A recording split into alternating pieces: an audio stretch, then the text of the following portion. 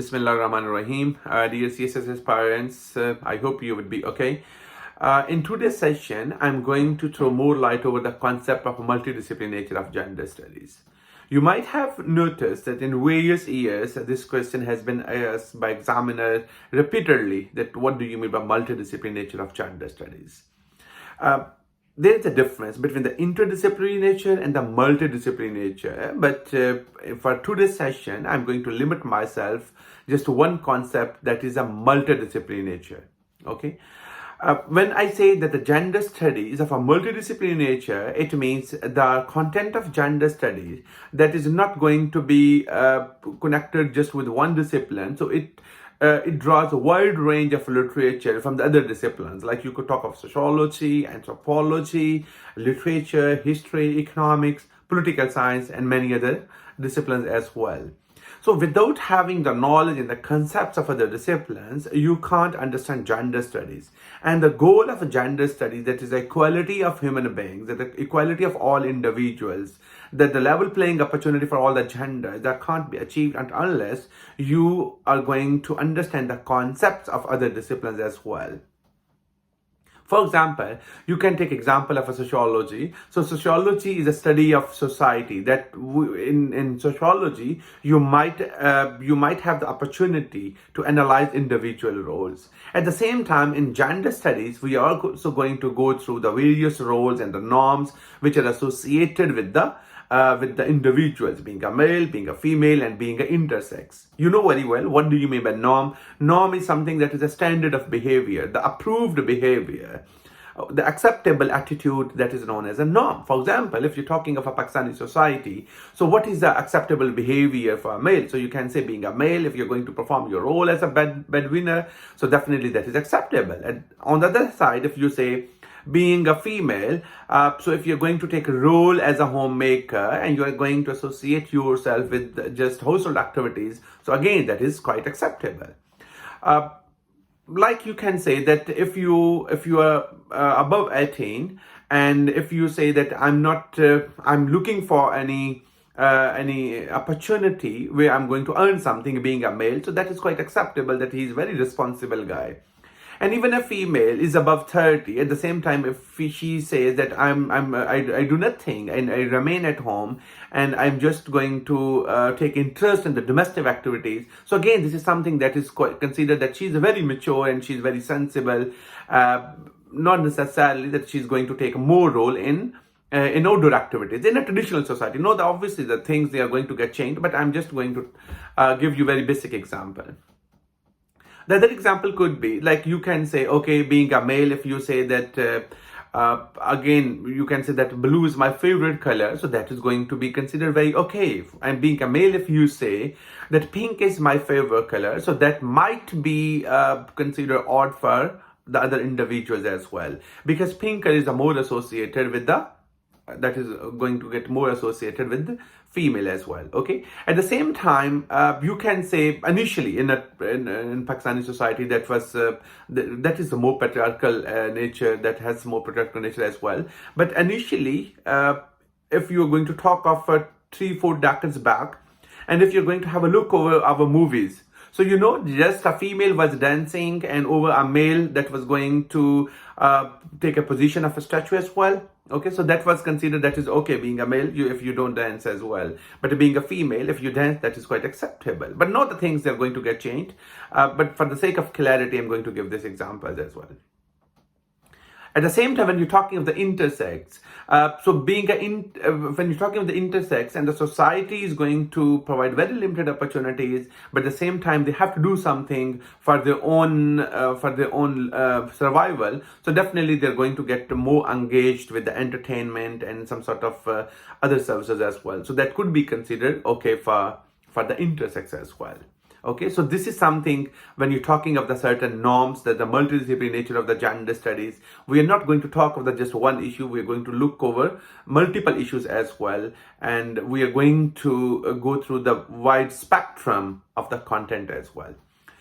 Okay, then there could be another examples as well that could be more related with the anthropology. That anthropology is a study of culture, okay? And again, whenever we are going to talk of the individual's role in gender studies, so we are going to go through with the cultural concept as well. For example, if you're talking of a Pakistani society, so this is a very common, being a male, if you're going to approach a female, so that would be considered acceptable. That okay, it's okay. For example, if your offer is going to be turned down by a female, but at least you took certain initiative and leadership skill that is going to get more associated with the male, and it is fine. But being a female, if you're going to approach a male and if you're going to show your consent that you are in a favor of building future relationships, so that might not be okay. That being a female, how you're going to take this bold initiative. So being a male, it could be okay. You can have your offer, but being a female, to some extent, in a typical society, that could be considered more conservative. Okay. It could be different in other societies, and even within Pakistan, you are going to have the more variety as well. But just for the sake of understanding, you could say that again, the society is going to observe the different cultures. Like, for example, another examples could be in Islamic society, that when a female is going to get married, and for example, you can say, okay, whether X is acceptable to you. So if she's not going to say anything, so indirectly that could be considered as a consent, you know very well, okay, in Islamic perspective. But being a male, if you say that if you like this girl and you remain silent, that doesn't mean that indirectly you have reflected your willingness. So this is something in your culture. Being a male, your acceptance could be taken in a particular way, and being a female, your acceptance could be taken in a particular way. Got it? Another example that could be taken from the culture, that could be the dowry. Okay, so in dowry, you can say it is a more associated with the female, and that is quite acceptable. But when you're talking of other societies, for example, if you're talking of Arab societies, so in Arab societies, dowry is not common. They are focusing more on dawah rather than on a dowry. So again, we are going to examine the various cultures in order to understand the overall available opportunity for all the individuals, being a male, being a female, as well as being intersex. For example, if you're talking about Pakistani society, so you can say the government has not taken any initiative for the intersex. And that's why they're going to have very miserable conditions in our society. But we're talking of the European societies. So yes, in their culture, intersex, they could be considered acceptable as well. And the government is going to make certain policies, and government is going to take care of individuals, certain stipends and certain other facilities and certain subsidies that could be associated with the intersex as well. So we are going to analyze the roles of individuals, considering the cultures, considering the different cultures as well. Okay, and other examples that could be more related with the literature as well. That in literature we are going to talk of the various concepts, that how being a male you need to present yourself, and being a female how you need to have your own aptitude and you need to show your get up. At the same time, being an intersex, what the qualities you need to have. For example, if you're going to go through with the poetry of Homer, that is a Greek poet, and the important work of Homer, that is Iliad.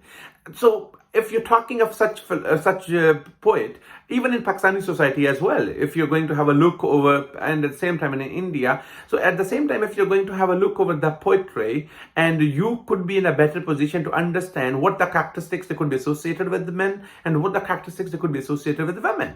For example, if you say that he's a really good male, so what could be the characteristics you are going to associate? You say he's a very brave, he's very assertive, he's a very independent male. They are more, you can say they are more aggressive, and they have more courageous roles as well. But when you're talking of a woman, so rather than showing their such skills like leadership skills, and you could talk of certain aggression, and you could talk of their assertiveness, you're just focusing on the kindness, then you are going to highlight their shyness. And this, especially if I'm going to refer to the Greek poet Homer, an important work, that Iliad. So all the time when the poet describes the quality of female, so all the time if a female is going to get appreciated, so on the basis of the fragrant breasted women like this, so that could be okay for women. But rather than having the leadership skills, having the more assertive roles, and having more independence in as well. So in gender studies, we are going to go through with this content as well, that as to what extent individuals, they're not going to be given equality in society because of the different literature and because of the societal attitudes, on the basis of which individuals entirely they're going to be judged on the different patterns. Okay, and other examples could be like, you can say, this is a very common example in literature, the example of a bachelor and spinster. Okay, you know very well what is the meaning of being a bachelor or spinster. So normally bachelor and spinster means unmarried, but when you're going to use the word bachelor, unmarried, so that is going to reflect a male. Okay, that a person, a boy that is unmarried. But if you're talking of a spinster mean a girl who is unmarried. So the meaning of a bachelor as well as a spinster, it means unmarried, but the context is different. One is for male and one is for female. Again, if you say, for example, if you say what is your status, and being a male you say I'm a bachelor, although you're going to cross the 40s as well, so that is considered acceptable as well, that yes, he's a bachelor, he's more independence, he's no responsibility, no liability, he's a man of his own will, and he's just enjoying the freedom, and you're going to consider in a fortunate way that he's a more blessed one.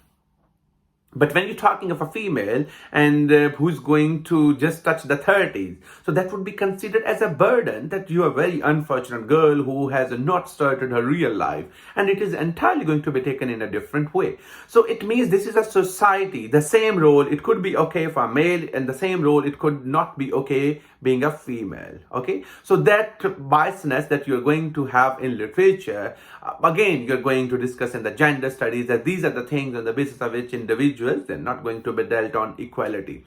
Another example is like if you're talking of a Pakistani culture, so all the time you might have heard the examples, don't cry like a girl. Okay, at the same time, if a female performs very well in exam, so the parents are going to introduce their child that she's not a female, she's my son, because she has done a very wonderful job and she has met the expectation. So again, when you're talking of some sort of credit taking things, so that is associated with the male. And when you're talking of some sort of responsibilities, that could be more associated with the female. Are you getting my point? Okay, then you could talk of another examples could be from the history as well, that again, why we say that individuals, they're not going to be dealt equally in society. So you could talk of the historical context in which the individuals, they have been marginalized, especially women and the intersex, due to which they are not going to be considered equal in society. The examples could be that initially, even in the West as well, you know very well, initially male was going to be considered as a master of his female. Okay, and at the same time, even in American society as well, if a male is going to beat his wife, so he's not going to be considered accountable. Okay, and at the same time, if a couple has a child and then they decide for separation, so again the custody was going to be given to a male rather than a female. Later on, there were more enactments and more changes in the laws. They were going to be made in order to support a female. But initially, if you're talking of the history of women, they were going to be treated. So you know very well in history, female role was very common, and their real identity, they were going to be known in society just for the two roles in history. The first role, they were going to be considered as a child producing machine, and the second role for which they were going to be accepted because they were going to be considered as a sexual entity in order to please men. So these were the two basic roles on the basis of which women, they were going to be accepted in society. But with the passage of time, then the various laws, they were going to be made, and overall certain environment that was going to be made more conducive for women for their having for having more level playing opportunities as well. Okay, another examples could be from for example, when you're talking of a history, so you could talk of that initially men, they were going to be given more political roles, and women, they were going to be deprived of availing such political roles as well. This is one of the reasons that even in Pakistan, you know very well that you have made a law, and when you're talking of election in 2017, so there was a certain requirement that if in any constituency women turnout is women participation is less than 10% of the total poll vote, then all the result of that constituency that is going to be declared null and void. But still, when you have more political awareness as well, and you have made a law that women, they need to be encouraged to have access to the polling booths as well, polling stations, and you at the same time you are going to dedicate certain polling stations specifically for women, considering the cultural issues as well. But still, women, they don't prefer to cast their vote. So again, because historically they have been marginalized, and you in your culture, they have not been given this opportunity. So these are the certain reasons that sometimes even you make a law, but considering the historical background, still you could say there is a more inequality. Are you getting my point? So this could be, here you could say that historical context is also very relevant in terms of understanding the genders, the individuals' roles as well. Okay, then you could talk of many other examples, like you could talk of a political science as well. That in political science, we're talking of the role of the government, we're going to talk of the rights of individuals. So again, that framework and that concepts could be equally associated with the gender studies as well. For example, if you're talking of in Pakistani society, why men and women, they are not equal, I'm not going to talk of the various reasons, but again, this is something on the basis of the certain rules and regulations. Like you could talk in Pakistani society, male is going to be given a double share as compared to a female, and female is going to be given half share as compared to a male because of Islamic law. This is something that, according to Islamic school of thought and under Islamic jurisprudence, this is something that is quite acceptable. I'm not going to criticize, but just for the sake of understanding, I'm going to give this example. Got it? And other examples could be like, you can say a male at one time. For example, you could talk of yes, you can say that when you're talking polygamy, so a male is going to have more than one wife at one time. Whether a female is going to have more than one husband at one time, the answer is no. Again, for example, if you're talking Pakistani society, so this is on the basis of the instruction of Islamic law. And again, this is something that Islamic Sharia is going to make certain division for being a male and being a female. Okay, so this is something, and accordingly, because we in our country we have more Islamic rules and regulations, so definitely again government is going to make those rules and regulations which are more associated with the Sharia, because you know very well what is the name of Pakistan, that is Islamic Republic of Pakistan. So it means that your freedom, your rights, they could be considered acceptable considering the guidelines and considering the overall guidance that is going to get issued from Islamic Sharia. So these are the various examples on the basis of which you could talk of that gender study is of a multidisciplinary nature. Okay. I hope it is clear. It could be further expanded as well. For example, when you're talking about the multidisciplinary nature of gender studies, so you could give further examples as well, that in gender studies, we are not going to talk of that the oppression of a particular sex.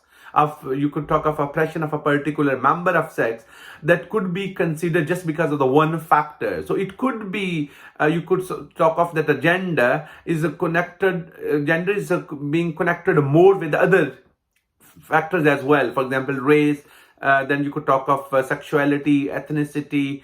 At the same time, you could talk of education. Then you could talk of your feudal culture even as well. So again, gender is connected more with the multiple factors as well. So again, that comes under the multidisciplinary nature of the gender studies, that we have to analyze the various factors on the basis of which oppression is going to be continued, and what are the factors on the basis of which equality is not going to be achieved in a particular society. At the same time, in gender studies, we are not going to talk of just one particular sex. We are going to talk of all the sexes, being a male, being a female, as well as intersex. So that is a multidisciplinary nature of gender studies. And you know very well that gender study has taken a root from women's studies. So initially, women's study was focusing more on the issues of women. Like you could talk of the issues of women in terms of property, issues of women in terms of education, their voting issues of women in terms of their economic roles as well, administrative roles as well, the promotion issues as well, their sexual exploitation as well. And overall, the literature we are going to discuss in women's study, that was a more related, especially when you're talking the feminism. So initially it was a more associated with the women. But when you're talking of the multidisciplinary nature of the gender studies, so again, it is the overall the scope that has been more expanded, and it includes the other range of spectrum as well. Here we are going to talk of not necessarily we're going to talk of the just women. We're going to talk of the all the things which are going to get analyzed in women's studies, that is equally applicable in the gender studies. But on the other hand, we are going to talk of the issues of men as well. For example, you can say that yes, in society sometimes men they all the time they become victim of sexual abuse and physical abuse, and you could talk of the economic abuse, things like this. At the same time, we could talk of the intersex. Again, they're going to become victim for certain things as well. So again, the gender-based approach, gender-based even violence, we are going to discuss. Not we're going to talk of the just women violence in gender studies. Got it? At the same time, when you're talking, when you're talking the multidisciplinary nature of the gender studies, so not necessarily we are focusing on the particular role. We are going to talk of more independence in role. It could be the non-sexual role, it could be the sexual roles. And here we are going to talk of LGBTQ plus, okay? And you know very well what is LGBTQ plus. But in another video, even I'm going to talk of more on this queer theory that is more related with the LGBT.